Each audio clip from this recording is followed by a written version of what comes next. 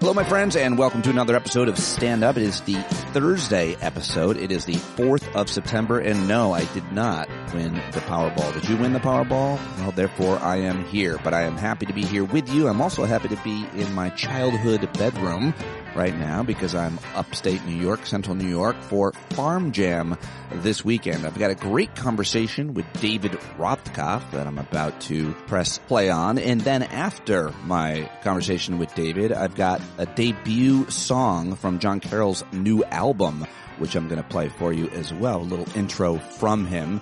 He is going to be joining us this weekend, and hopefully we'll find a way for him to sing for us. The song is called Heart Outside, and wait till the end of my conversation with David Rothkopf, and you'll hear John talking about it, and then you get to hear the song. And I hope that you will go buy the album at johncarroll.org. I don't have a whole news rundown and clip show for you today because I am in the mix of it all, trying to do a lot of things and produce this weekend with Kevin Richburg.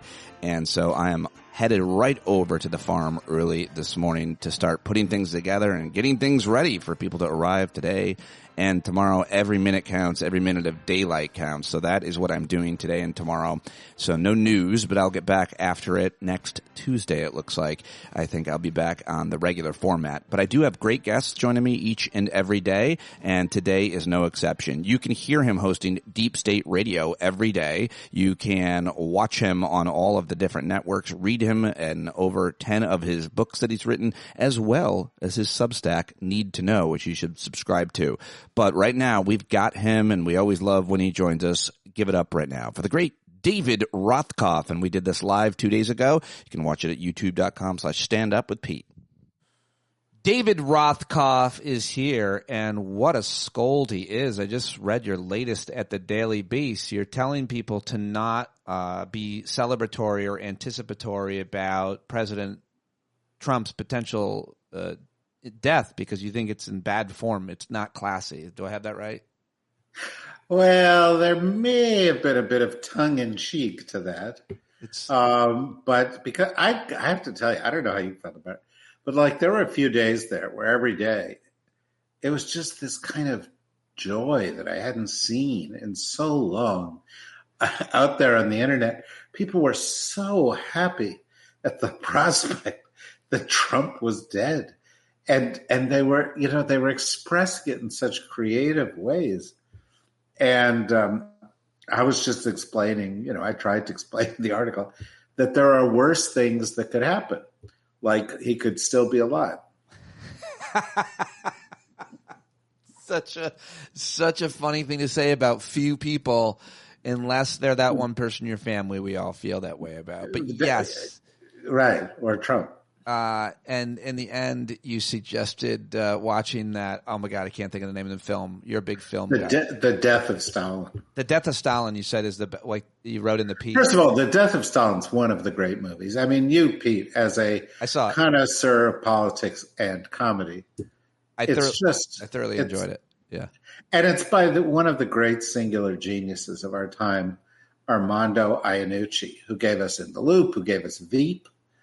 Nobody gets politics. No Washington pundit gets politics better than Armando Iannucci. Okay. Wow. Quite high praise from a film student. You once told us that you watch a film almost every day. You know a lot about good films and how to talk about it. Clearly I don't, but I will take your word for it. I did love that, and I do love the idea. I mean, it made you think. First of all, I just hate conspiracies. I hate them. And I don't like ones that make me think something good might, like all the anticipation and a lot of serious people posting a photo of his face that looked like something he'd hit his head. Like, I didn't like that because it led like people into really believing something that was likely. It was stupid. I mean, all this stuff, it was stupid. Is he in declining health? Yes. Is he lying about his health? Yes. Does he have cankles? Yes. Does he have some weird shit going on with his hand? Yes. Does he look terrible? Yeah, because he's in his 80th year. He's fat.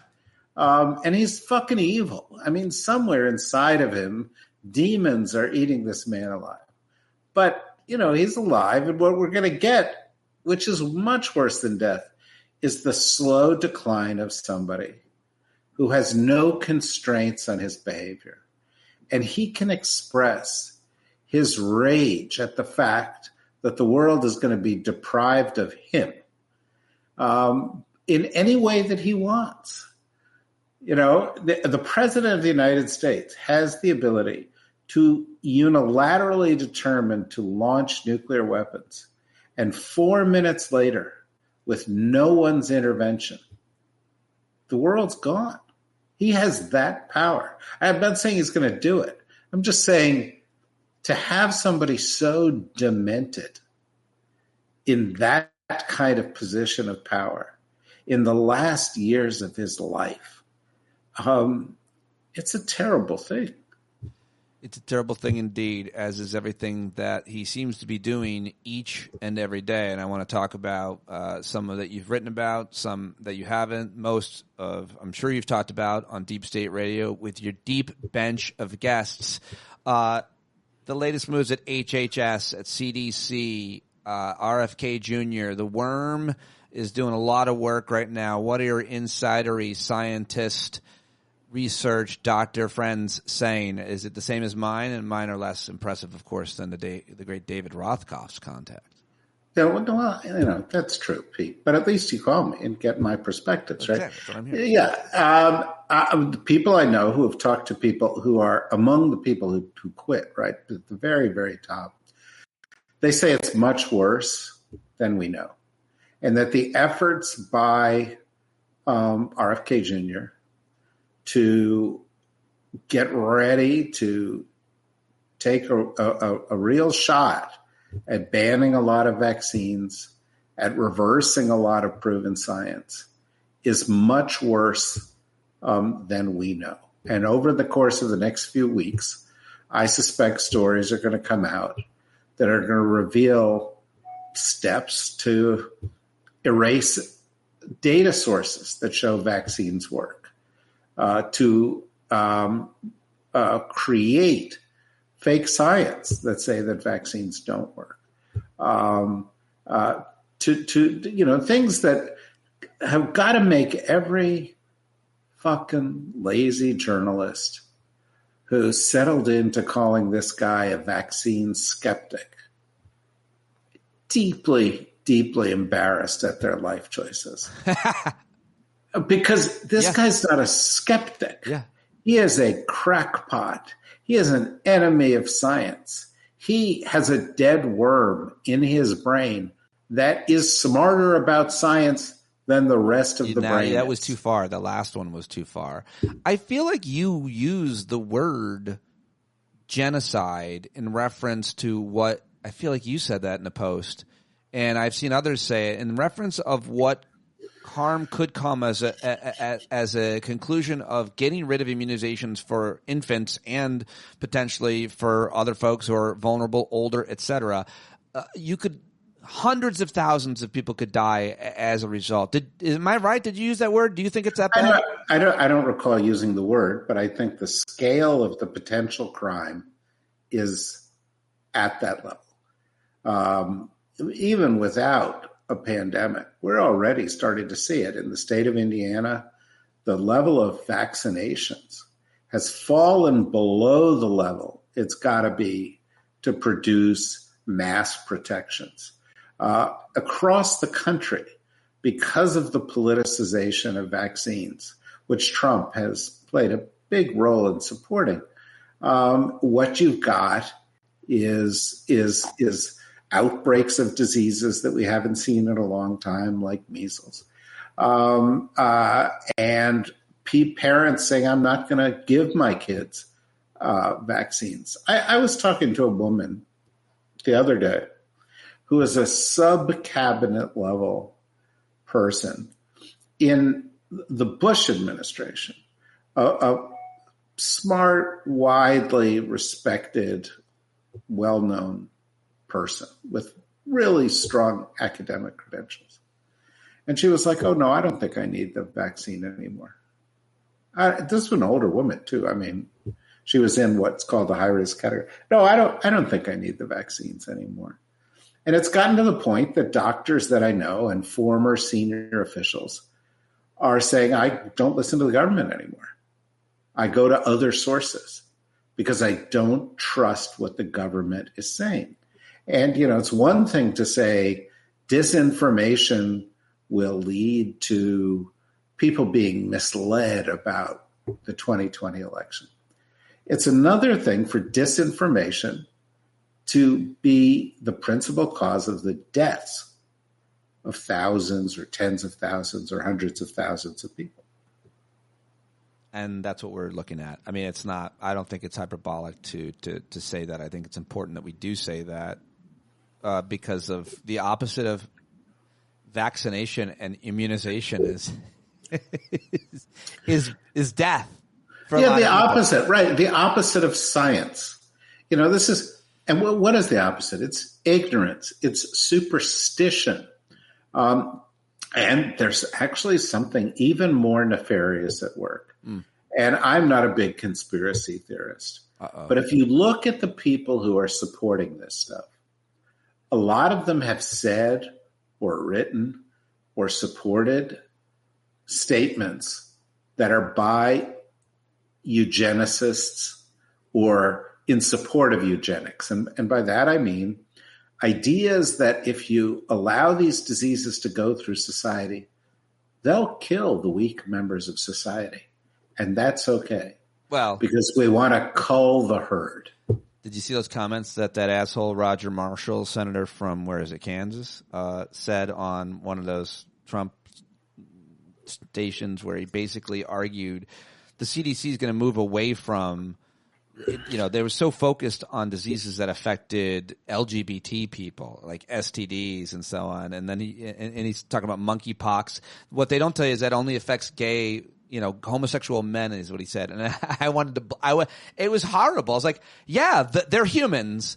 So that's a problem. They're also, but furthermore, he said, we want the CDC to move away from immunizations and focus more on chronic illness. And that's when my head blew into pieces. I had to slowly put it together a little. Well, that's the line that they have come up with, that their Maha movement is about, organically making us healthier and fighting these chronic illnesses. And of course, that's a lie. And, it goes back, before Trump was in politics. This goes back, remember Ronald Reagan's response to AIDS? This was a Republican Party that just thought, we're not going to help out gay people because we think their lifestyle is unappealing to us and it's unsavory. It's the same as cutting back health care for undocumented people who are here in the United States, or taking a child who has a chronic disease and throwing them out of the country.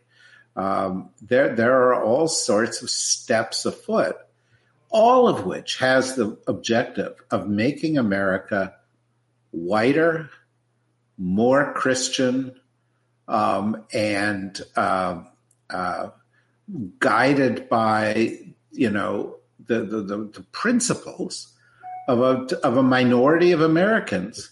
And it's, everywhere you look, I defy you to find a major policy area where the priorities or the framework offered by the Trump administration does not have an element of racism in it.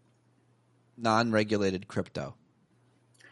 This is a scam, and it is a scam to benefit them at the expense of everybody else. Do you see the article today? $5 or $6 billion in a heartbeat. $5 billion on a scam. This is the fucking snake oil president and his sons, who are two of the most despicable human beings possible, are out there with a fucking tin cup, going around the world going, gift to dad. You'll benefit. There are all kinds of noble ways to make a living, to earn an income, to support your family. There are all kinds of terrible, pernicious ways, like, selling oil and bad things that are unhealthy and so on. But like the Trump family has made all of their money lying to people about their product, or not paying the people who made their product. So this is just more of that, because they're screwing so many people, which always makes them the worst in the world. Look, Donald Trump started out as a slumlord. Yeah. He started out as a bottom feeder in the real estate. Started out as the son of a slumlord. And well, maybe the daughter. That would really be a twist. But in any event, as you look out at what his policy, I just wrote a column, which I may be up to today or tomorrow, in which I say, look at his foreign policy. This is apart from the racism. Every single element of his foreign policy is driven by his background as a slumlord and a low-grade real estate baron. That we had a story come out this week that the Trump administration is discussing seriously kicking everybody out of Gaza so you can redevelop it into Atlantic City. He talks about Ukraine. What's the context? Land swaps. Who's his negotiator? Another real estate guy, Steve Witkoff. Yeah. Steve Witkoff talked to a bunch of people, senior level people, early in his term. He said, the reason we need to solve these problems in the Middle East is because the land is all very undervalued there because of the wars, and this will upgrade the land. He wants Greenland for mineral rights. He shook down Ukraine for mineral rights. He wants Canada because he sees it as a real estate play. He wanted Panama because it controlled a certain type of very valuable real estate. I could go on and on. The point is, everything they do is based on and these are not sort of sort of high-end, highly motivated business people. These are the worst. These are the worst. The worst. People in New York wouldn't deal with this guy. We had him this week. I'm sorry, I'll stop in a second. But we had him this week. Go on to a rant on social media because some poor schmuck of a subcontractor had scraped the stone in the rose garden that he had paved over. He paved over the rose garden. If there was ever a metaphor, and now he wants to build the fucking ballroom of the Borgata Hotel and stick it onto the White House, which doesn't need it, because he is a cheeseball, low-end real estate developer. But that was a weird thing, even for him, that he publicly attacked the contractor who left a scratch in the marble or something, because no one would have ever known or cared, or it could have just been repaired. Like, I don't know what that was about. I don't know what it was, a distraction or whatever. It was a weird one that he publicly. But it's totally weird. On your subject of vaccines, he had a post this morning.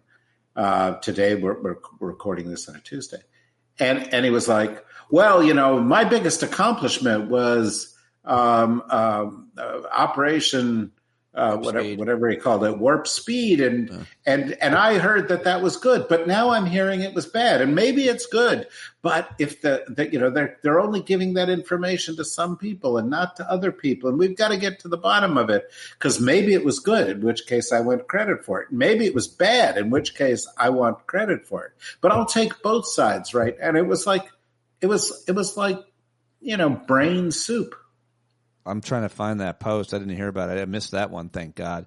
One of the big things I wanted to talk with you about today is Xi, Putin, and Modi meeting together. So the presidents of China, India, and Russia have a club, and the club was helped formed by Donald Trump, accidentally, I think.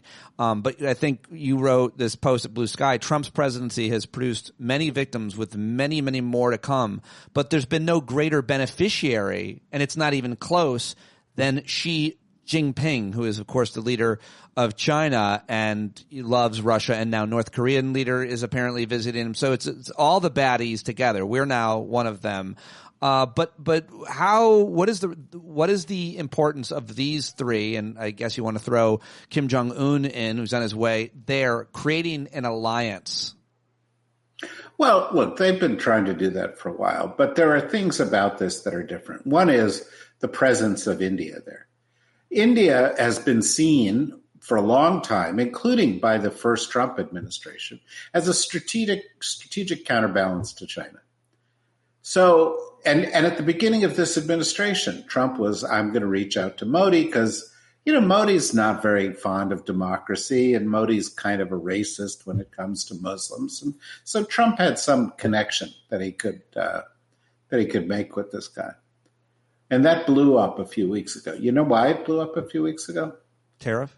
No, before the tariff. The reason it blew up a few weeks ago was that Trump said, I solved the war between India and Pakistan, and I should get the Nobel Prize for doing it. And the Indians, by the way, said, no, you didn't. Modi said, no, he didn't solve the war between India and Pakistan. And this really ticked off Trump. And he got really pissed off at Modi about this. And then he increased the tariffs. If he was very serious about the tariffs because India is buying oil from Russia, then he would have imposed them on China, which buys oil. He didn't do that. And the reason he didn't do that is China is much more economically powerful. And here's where it gets complicated. And a little bit like that, I want to be on both sides of this issue tweet. Trump wants to be in that club. Yeah. What Trump is feeling about this meeting is being left out. I like you guys. No American president has ever liked you guys as much as I do. You had the president, I think, of Portugal saying today that Trump was effectively a Russian agent. He was advancing Russian interests. And he thought that kissing Putin's ass would get Putin to love him. And I feel that Trump is watching this all like a jilted lover. How could he not? How could he not see it that way? It's like looking on Snapchat and all your friends are getting together and you're not invited. It's a horrible app for teens and someone for him, like him, because he's seen these guys get together. But, you can also speak to just the economics and the foreign policy and geopolitics of all of this. And my understanding is like the BRIC nations, if you throw in Brazil to these ones we've been talking about, these are the countries that have the most people. And that means they have the most consumption, and often it means they have the most products to sell or natural resources. So if you take India and China and Russia, and they're all dependent on each other's markets without these onerous tariffs, and cutting us and our creators out, that's a bad thing. Whether it's they're selling energy or selling cars, right? Isn't it simply about population and access to markets? And if they cut us out or manipulate ours, then we're out of luck and they're all doing better than us all of a sudden? That would be bullshit. Well, I mean, the BRICS idea had a lot of things behind it. Back in the 90s, there were a number of us who wrote about the rise of emerging markets. I led an effort in the U.S. government called the Big Emerging Markets Initiative. A few years later, a guy from Goldman Sachs called those big emerging markets the BRICS. BRICS stood for Brazil, Russia, India, China, and South Africa, which really didn't belong on the list. But those countries said, yeah, we're the future, and we are kind of left out of the OECD. We're left out of the club of developed nations. So why don't we get together? And this was a move by Putin and by Xi Jinping and by others to say, let's have our own club, and let's, by virtue of being brought together, gain more influence on the world stage. And slowly over time, they've expanded the club to include other nations that are like that from the Gulf, from elsewhere in the world, who all want to be part of that. Well, there are a couple reasons for that. One of the reasons is China is growing very rapidly. China is super advanced technologically. And China is much easier for a lot of these nations to deal with than the United States, because the U.S. is always setting all these rules, and you've got to play this way and give us these things. And the U.S. wants to be in charge. And so a lot of people want to maintain some closeness to China. But it was kind of a weaker group. Trump has given it a booster into the next level of orbit by alienating these people. I mean, the Brazilian government hates Trump right now because Trump has imposed ridiculously high tariffs on them because they are prosecuting a guy who led a coup against the government that looked a lot like Trump's coup and was a friend of Trump named Jair Bolsonaro. So the Brazilians are like, fuck you, in these big tariffs, we'll deal with somebody else. The Russians feel that the U.S. is putting certain pressure on them. Now he's pissed off the Indians. Right. Who's benefiting from all this? Russia is a fairly small economy that has only one big thing going for it, which is nuclear weapons. It has a lot of natural resources, but mainly nuclear power. China and India represent 40% of the world's people.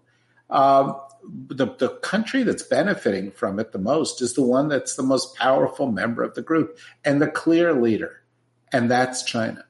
And China has always been like, well, the U.S., it says it's democracy, it says it's this, it attacks us, makes them very uncomfortable.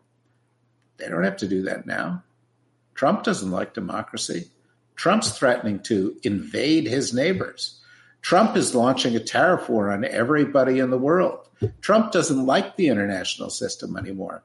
Trump looks like he's more destabilizing to the international system than the Chinese are. And Xi Jinping is sitting back. And he's going, I was wondering what was going to make us the preeminent superpower. And now I know what it is. America's going to collapse from within. Donald Trump is gutting the things that made America great. Say more just about the aftermath of the conversations with Putin and with European leaders regarding Russia's invasion, the war in Ukraine, because, Trump, you commented on it, but it's been a couple of weeks. He usually says, I think he said, in 2 weeks we're going to do something. He said something in an interview today. He doesn't like what Putin is doing. Putin just bombed Kiev again, which is really a red line. Remember when we used to talk about those? But my understanding is that nothing's happened, no consequences. So, some time has passed since these negotiations, these high-level negotiations. Some call them distractions. What's been the outcome so far? Is it too soon? Well, the outcome so far has been the utter humiliation of Trump. He goes, he gives this big welcome in Alaska to Putin. He rolls out the red carpet, literally. He does all this stuff to sort of show himself to, be to welcome Putin back into the international community. And Putin gives him nothing in return. And Trump says, well, we're getting closer to peace. And Putin's people say, well, actually, no, we're not. And Trump says, Putin has agreed to, or Trump's people say, Putin has agreed to security measures that will protect Ukraine. And Putin says, well, actually, no, we haven't. And then all the Europeans get together a couple of days later and they come over here. And they're not coming over here to show that Donald Trump is powerful. They're coming over to say, we are with Ukraine, whether you are not. And we don't trust you. And so in 2 steps, Trump has weakened the United States. Now, what's happened since then? Ukraine is no closer to peace. Peace talks are not starting up. The next stage discussion Trump said was going to happen between the leaders is not only not going to happen, but the Russians have said we've got to have low-level meetings before we have high-level meetings. Putin has stepped up attacks on Ukraine. Every single night, worse and worse attacks. And as a result, most experts that I talk to say this war is going to go on for a long, long time. Yeah. And that the strategy for Ukraine at this point has got to be work with the Europeans to find a way to defend themselves that doesn't depend on the United States.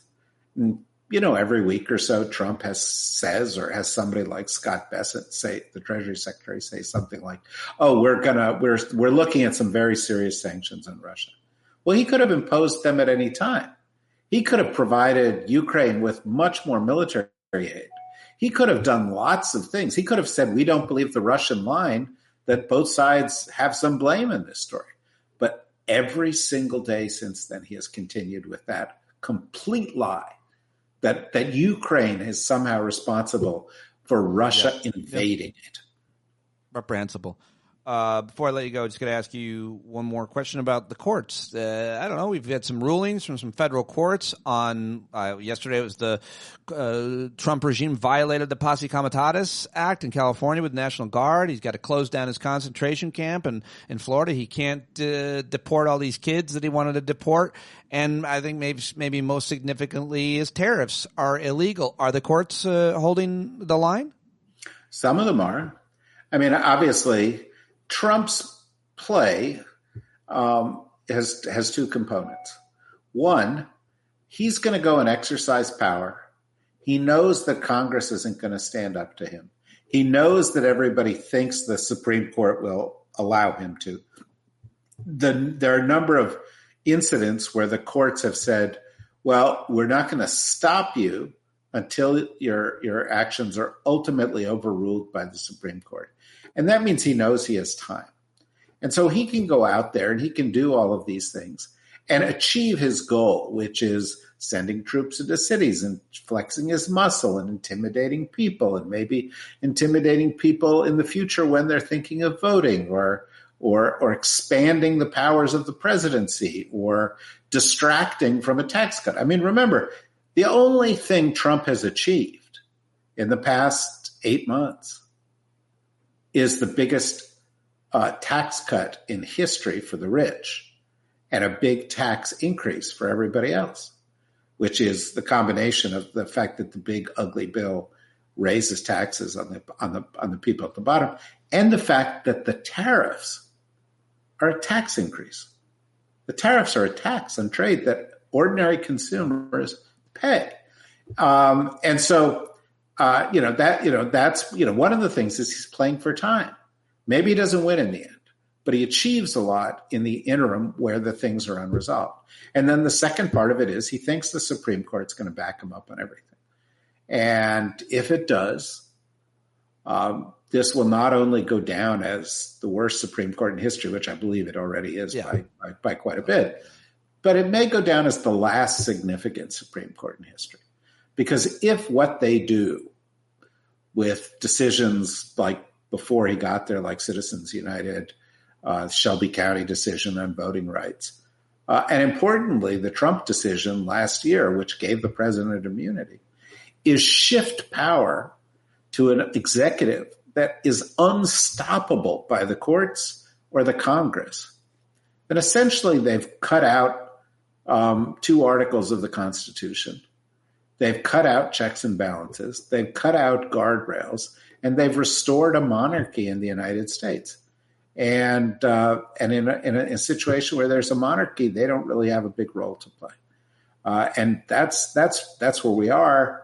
And I have to say, the prognosis doesn't look so good. Doesn't look so good. I think I would have to agree with that, unfortunately. Are you worried about Rudy Giuliani?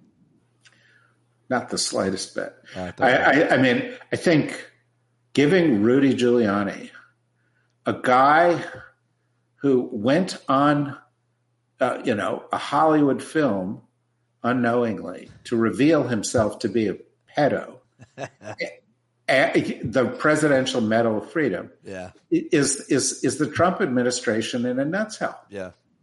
I mean, this is really like, your drunken teenager taken over, the family company for a day. Except if a lot of drunken teenagers aren't also like criminally sexually assaulting, like giving him the Medal of Honor, giving other people a job, like birds of a feather, right? There's all these predatory guys that are all in power and being rewarded for it, and all. To sum it up, what we have are the worst people in America with the most power. Yeah. Doing the worst things to harm the best people, to serve the community of the greediest and the most valueless people in our society. And that's, that's not a formula that's ever worked for any society anywhere. And you may take some comfort from the fact that ultimately these kind of corrosive, predatory oligarchies ultimately fail. But how long? How long? We don't know. And at what cost? Because, when you shut down, I don't know, to go back to your first point, when you shut down research into cancer, you can't just turn it back on. You've got to go back, refund the study, get the data, and so forth. And when you gut America's, advantages in the world, other people step up.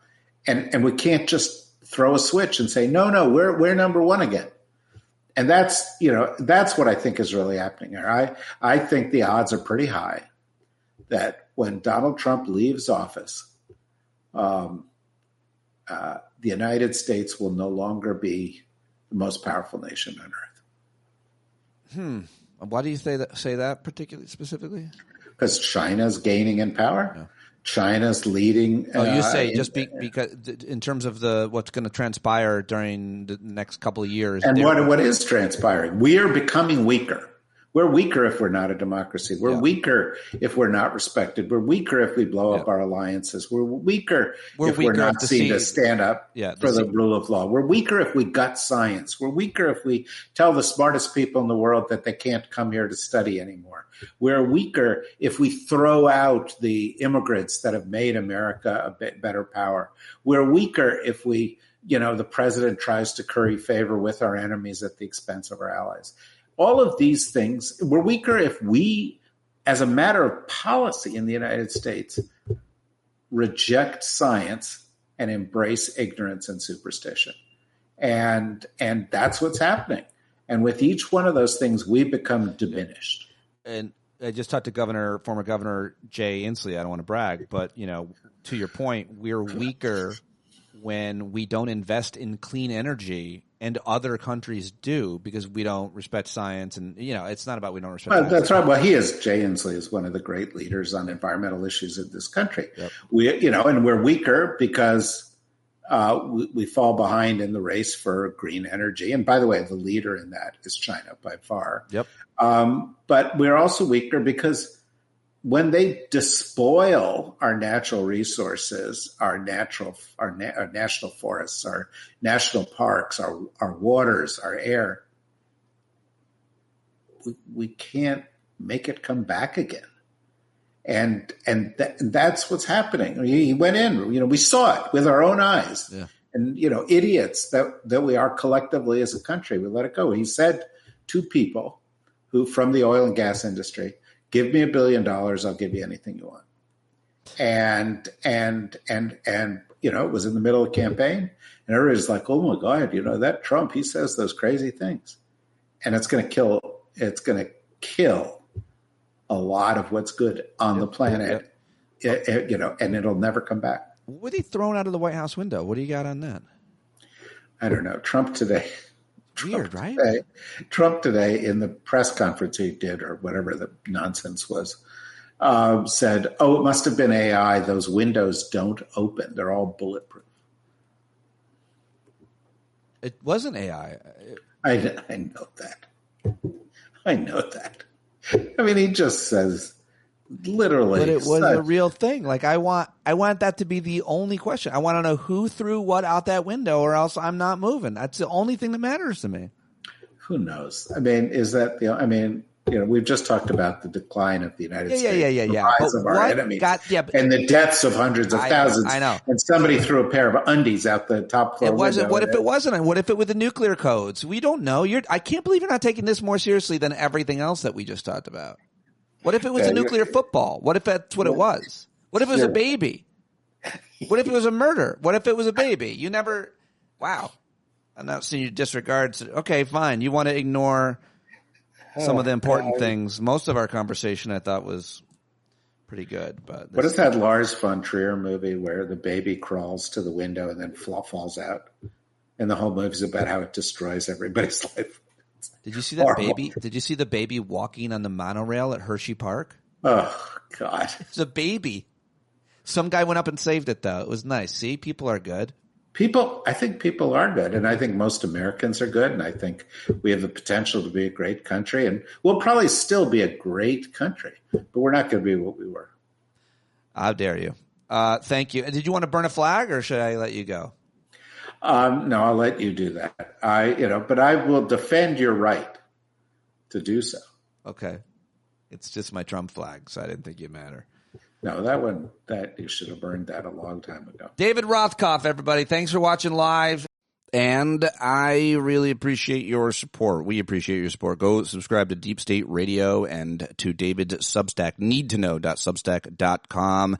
Yeah, that was awesome. I hope you enjoyed it. Thanks for listening all the way to the end. I really appreciate that. And you.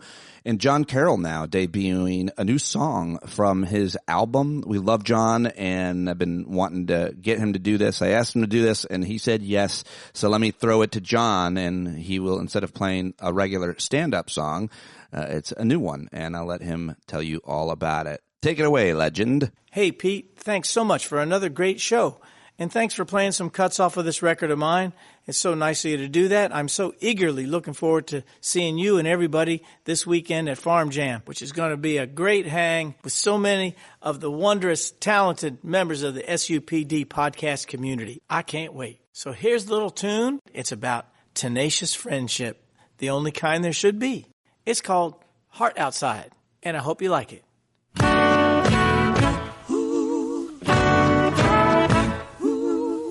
Somewhere there's a heart outside, beating the door down, beating the door down. He's got a love not to be denied, and it's trying real hard to get in.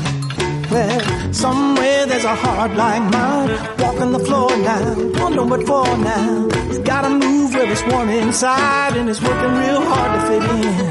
He's working real hard. He's on the beat from the street below, from a dark, lonely alleyway. He can't heat up if you keep him cold, and he ain't never gonna go away. Well, your promise is the only thing keeping him from falling down while he's walking around sleeping.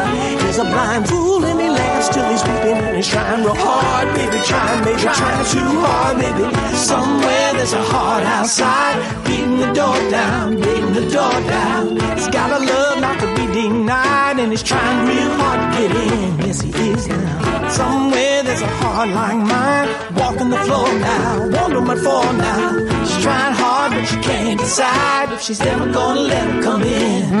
When she gonna let him?